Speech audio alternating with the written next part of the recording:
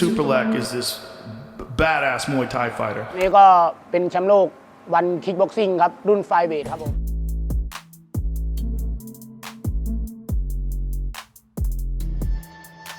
Fight fans, welcome back to the Fight Spot. To keep up with the channel, please like, comment, and subscribe. He has made his way all the way to the top of the one championship totem pole with his legs of steel. His piercing leg strikes and his knockout power has earned him the title of the Kicking Machine. This man is, of course, Superlek, the fighter to take down Rodtang. So without further ado, let's jump right into the rise of this Muay Thai phenom.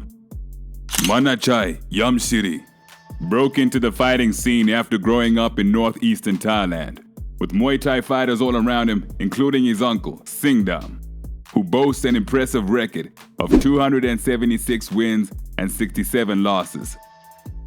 But he created a legacy for himself with his dazzling leg kicks, knocking out opponents with ease, while slowly getting himself on the Muay Thai map. His innate ability to kick an opponent's leg over and over again helps set himself up for head kicks that send his opponents to the shadow realm. The technical fighter was able to find his way through his opponent's guard and show off in front of the crowd as he waltzed his way to 100 wins before the age of 20. He has mastered the art of staying composed and patient for when and if his opponent slips up. While he was a busy fighter, he never rushed any fight. But he finally got his chance at the WBC Muay Thai title after years dominating the Thai scene. Superlek and the Red Trunks was able to stay patient and counter his opponent's strikes with devastating elbows, head kicks, and of course, his chopping leg kicks to win the decision. But the best was yet to come. He would get a shot at Britain's best, and the future one-double champ, Jonathan Haggerty. After his persistence, and let's just say that it did not disappoint. His relentless striking was able to open up a cut on Haggerty's left eye. He battered him on the ropes, and after just 2 rounds, he had done enough, as a doctor stepped in to put an end to the fight. Then, after just a couple more fights, he would finally get his opportunity in the One Championship. He would face Lau Chetra, and he would put his skills to use, punishing him with powerful kick after powerful kick. He was hurting his defender and turning it into a one-sided fight. Once the final bell rang and as Superlek's hand was raised, people began to realize how special this powerful prospect was becoming. A few months later, he would really show off his supremacy against Portugal's Rui Botelho. Early on in the fight, he would use his powerful body push kick to set up a nasty elbow that made his opponent hit the canvas. His creativity made the fights interesting, and he made sure to keep the fans on the edge of their seats with non-stop action. He was leaning inside and out to wait for his opponent to bite, and like a predator to its prey, he would pounce. The next year, Superlek would be fighting a familiar face, Rodtang Jitmuangnon. It was their 7th fight, but this time, it would be on one of the biggest stages in the industry. Rodtang is a beast, and he is known across Thailand for his brutal knockouts that put his opponents to rest. It was an elite brawl, with both fighters exchanging massive blows as you could hear the crack of each devastating leg blow. These 2 guys have had so much history, and they clearly know how to make their fights entertaining.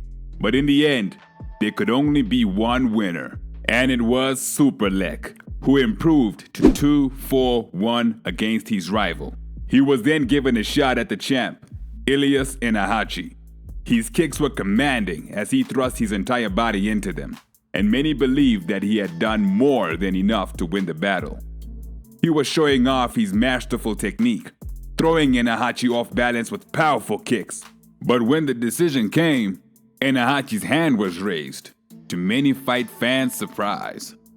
This loss made Superlek into even more of a monster. He went on a revenge tour. He first faced the top-ranked Japanese kickboxer, Taiki Naito, and it was not even close. He made an example out of Naito, as the Japanese fighter was lucky to even survive the fight, as Superlek unleashed his fury on his opponent with brutal elbows and devastating knees. After winning the lopsided decision, he secured his spot in the semi-final of the flyweight Muay Thai Grand Prix, which involved his rival, Panpayak. But before he could get to him, he had to take care of business once again. Walter Gonsalves was the man in front of him, and he sure took care of business. After feeling out his opponent for about a minute, he was able to knock down the eager Brazilian with a clean elbow. Then only 15 seconds later, he tried the same thing and it worked once again. He was able to put down his opponent for good with his elbow and was able to secure his spot in the final of the flyweight Muay Thai Grand Prix. And who would he be fighting in this final? None other than his good friend and rival, Panpayak. Although the two missed weight, there was no shot that they were going to take a great fight away from the fans, and so they made the decision to fight anyway. The two fighters went in guns a-blazing, and there were fireworks once again. Superlek was able to showcase his evasiveness, avoiding the deadly blows that Panpayak threw his way. His ability to avoid the incoming strikes from Panpayak while dishing out some blows himself was enough to earn him a split decision victory. And even though the win was tarnished due to weight commotion, he still went on searching for his next opponent. He was scheduled for a rematch with Inahachi, the last man to beat him, but ended up settling for Daniel Puertas after the Moroccan missed weight.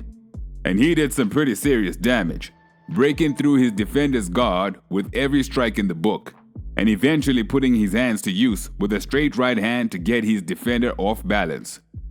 Then came the painful part, as he unleashed punch after punch to punish the Spanish fighter, even throwing a couple of knees in there, and it was a pure miracle that Puertas was able to survive through to the end of the fight. His head movement and striking perfection was a perfect fusion, and it was more than enough to earn him yet another decision victory, and this time, the belt. Superlek was booked to fight up against another Thai kickboxing king, Rodtang Jitmuangnon. But after a Rodtang injury, the fight would have to wait. So then came the new challenger, Daniel Williams, who was eager to get his taste of the belt, and who had been waiting for his shot at putting this Thai superstar on the canvas. Daniel Williams courageously took the fight on a few days' notice, and many people counted him out, but still, anything can happen in this ruthless sport. Superlek mapped out his opponent and was looking for the finishing move after using his kicks to tag his opponent and to keep a safe distance through the first couple rounds. He was patient. He waited for his opponent to make the mistake, and that is where he would pounce. He moved so gracefully, but his knockout power was ever present, and he finally got his opportunity in the third round.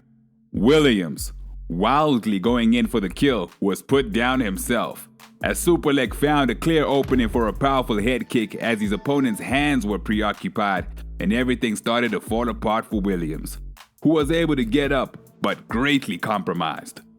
Superlek smelled blood like a shark in water, and he was able to reach the finish with a symphony of punches that left his opponent on the canvas for good.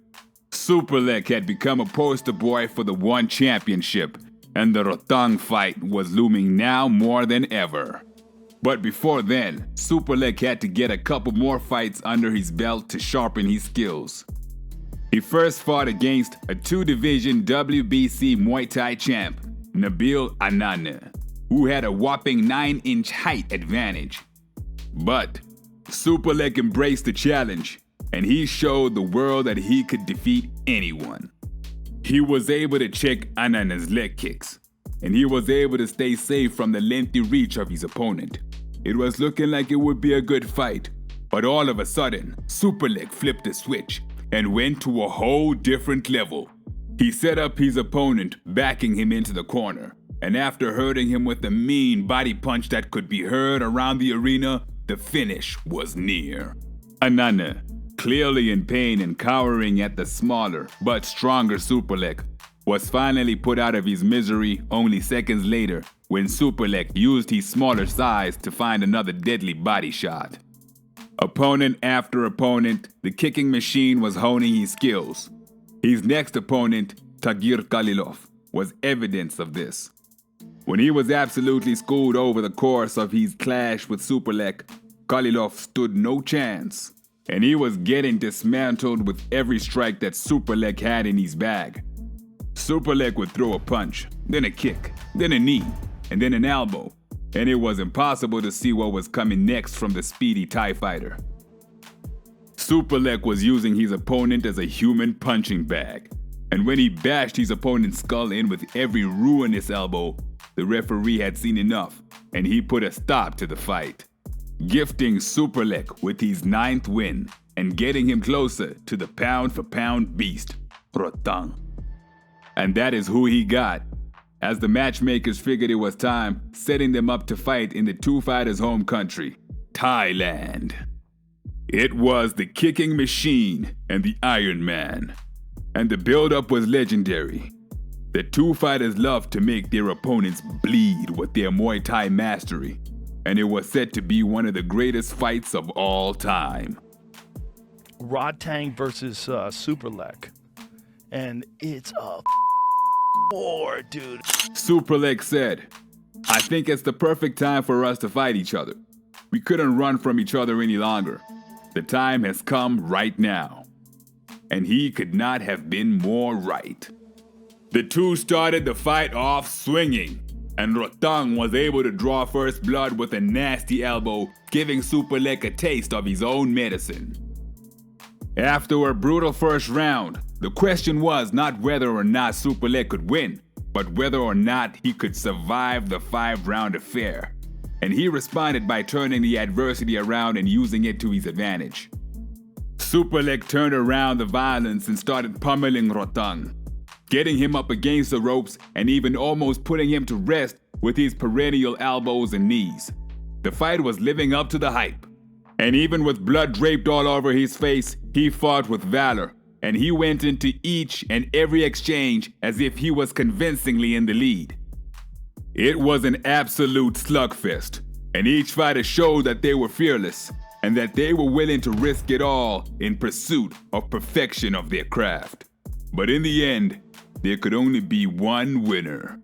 And as the judge's decision came forth, Superlek's hand was raised and he had defeated the behemoth.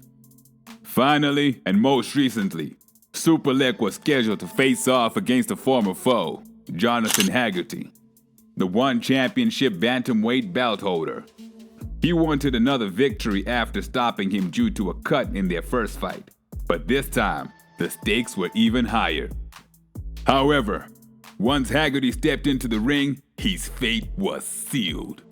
Within the first minute, Superlek found a finish.